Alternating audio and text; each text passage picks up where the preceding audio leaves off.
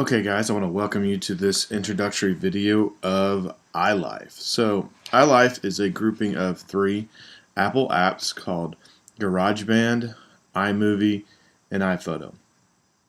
They are on both the Mac computers as well as the iPad and iPhone devices. We're going to be talking about them on the iPad device today.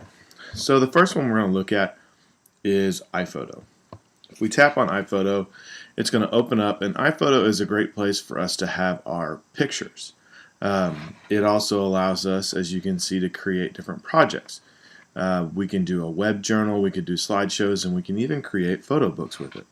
So if we see this little plus button, the little plus button where it says Start Here, that is where we go to pick a new project. So if we tap on that, you can see we can pick whichever one of those projects we want to do. But let's go to Photos. So if we tap on Photos, what's going to come up is it's going to be all the photos that we have taken within our iCloud account. And they're all going to be organized and ready to go in here. If we click on Albums, it will organize them into the albums, and we can create our own albums and reorganize our photos as such. And then you have the projects, which is where we started. The 3 dots over on the side just lets you see some different options, and we don't need to worry about those today. But if we go into the photo section, what we can do is we can come down here and I can look at some of the pictures I took when I was at the East Conference, and I can see all the different things I can do. I can do some editing. Down in the bottom left, you see where it says crop, expose, color, brush, effects, and then all the stuff down at the bottom are different things that I can do for editing. I can also, up at the top, I can add a caption. I can share it, which is the little square with the arrow pointing through it. And then I have navigation down at the bottom. So if I want to go look at the next one, I can tap on that and it's going to switch to the next one. So let's say with this one, I'm going to do a little bit of cropping. So I can hit crop, and you're going to see that there's going to be some lines come in. And as I start to move it, it's going to give me my grid lines. And there I can crop it in there. I can bring it up from the bottom some because I just want to get their picture or their board in the shot. This is from Robinson Middle East from this last school year. And you can see their beautiful presentation board there. And down at the bottom, you can also see where it has the -5 and 5. That is in case it is not tilted correctly. I can kind of move that as well. When I'm done with that, I can just tap on it, or I can come down here into the bottom and go back to Browse. And you can see it auto-saves it in that cropped mode that I want it. I can come through and keep looking at them. So that's kind of what you can do within the editing photos during the pictures. So I can hit the arrow in the upper left, and that's going to take me back. And I can go into projects, and let's say I wanted to do a slideshow. So I want to press the plus button, tap on slideshow, and what it's going to do is it's going to show me this little view of my pictures, and I can go ahead and start tapping on them. The ones that I want, it's going to throw them into an order. I'm going to do all these ones from the east. Opportunity. Skip over the videos. And I'm not going to worry about order. I'm just going to kind of throw them in there. Alright. Now, if I tap away from that, now I can go ahead and reorder. So this is a picture of the outside of the building. Kind of want to put that in. And let's mix up some of these shots of the groups. And what I can do is, after I kind of do that, move that there, move this one around to about there, then I can go ahead and hit play. And when I hit play, it's going to go ahead and show the slideshow as it was set up. You can see there's some built-in effects that take place. And I mean, you saw I didn't have to add any of that. It was already pre-built in, and I can go in and change it. If I see something I don't like, I can just tap it, and it's going to bring up, and I can stop, and I can go back. If I want to see some of the different effects, I tap the three little circles, and it's going to bring up just different options that I have. If I want to go ahead and change it and I want it to be the reflection style, it's going to do that instead. And you can add music with that as well. So tap those again and go away. And like I said, with the square, with the circle, you can share it from there. Okay, so I can go back again. And now that slideshow is saved there.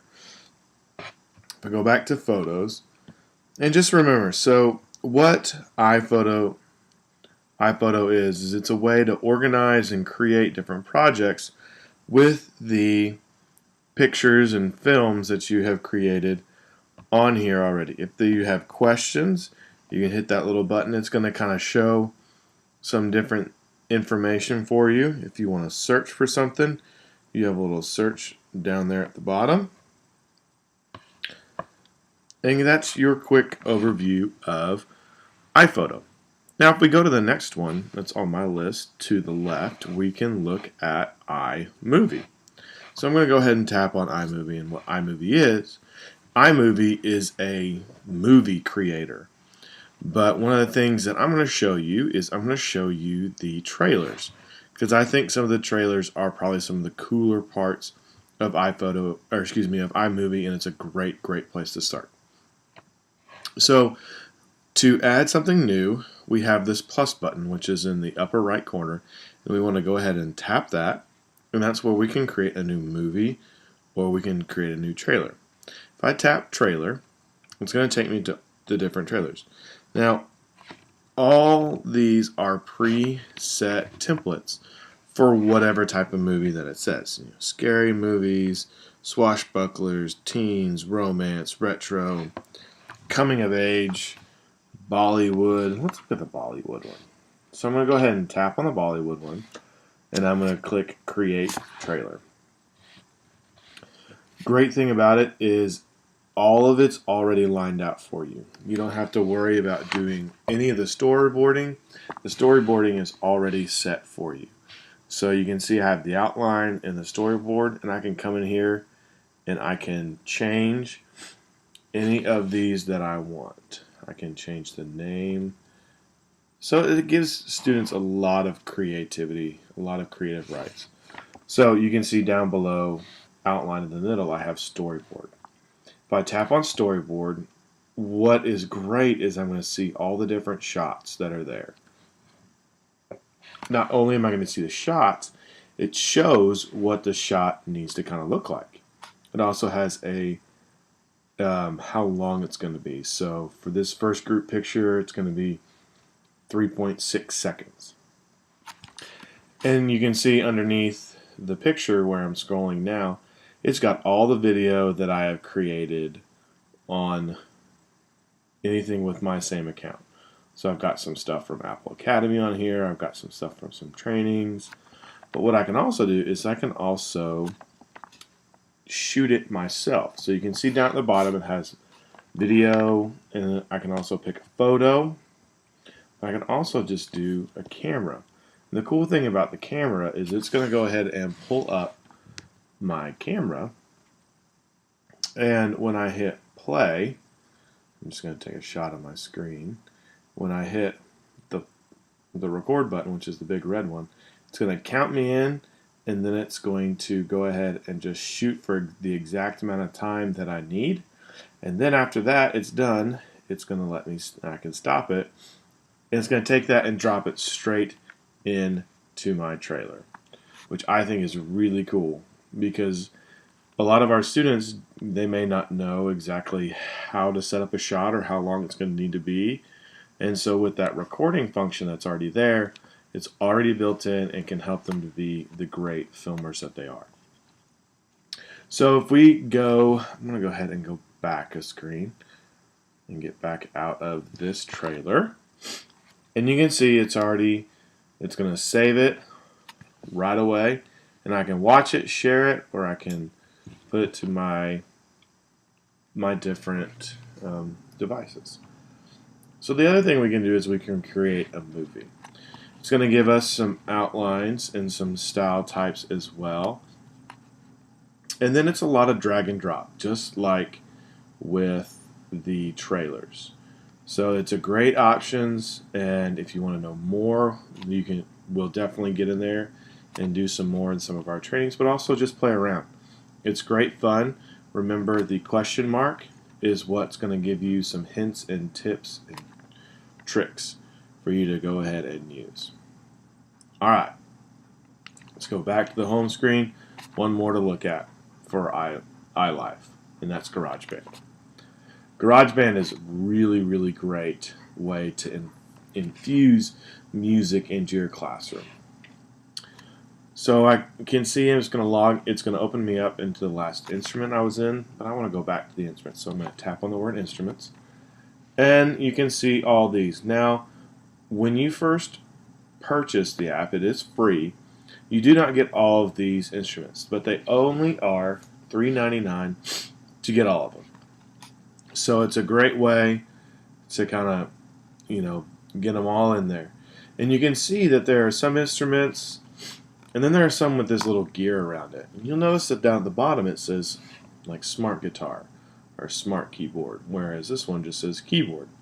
So if I tap on the keyboard, it's going to bring up just a plain old keyboard. And you can see some of the different things where it says C2, it means I'm at the second C on the keyboard, C3 as well.